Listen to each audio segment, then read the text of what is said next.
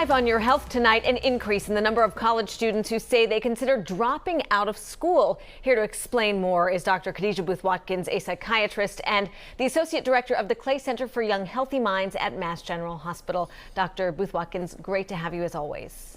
Thank you for having me. All right, let's take a look at these new survey numbers from Gallup. It found 41% of college kids last fall thought about withdrawing. That is up from 34% 2 years earlier during the early stages of the COVID-19 pandemic. What can you tell us about the reasons? Well, unfortunately, there's no shortage of reasons as to why the numbers are climbing.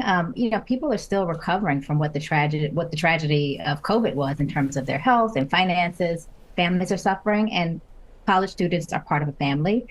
College students have graduated high school, and yet they're still concerned about what does the future hold for them in terms of climate change, political unrest, violence, discrimination, and racism. So they're worried and concerned, and rightfully so. Yeah, well, researchers broke down the responses by gender. So what did they find there? They found that young women are struggling more than their male counterparts, and for various reasons. It's really not quite clear why, but they are suffering more. And they're looking at things as it relates to body image and social media. But there are a lot of speculation, but not really clear why. As you know, sending a child to college is tough for parents too. So you want them to learn independence, the kids. You want them to advocate for themselves. But this study suggests that sometimes parents really might need to step in. What are the signs that they should?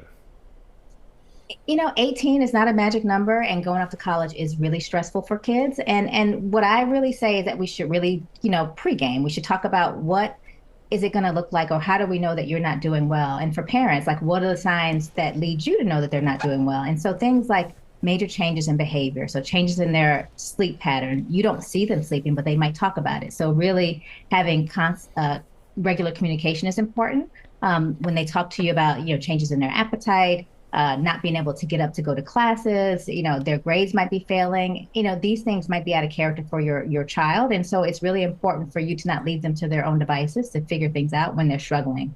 It's a really hard time already. And then for them to try to navigate how to connect themselves to treatment is really, really difficult.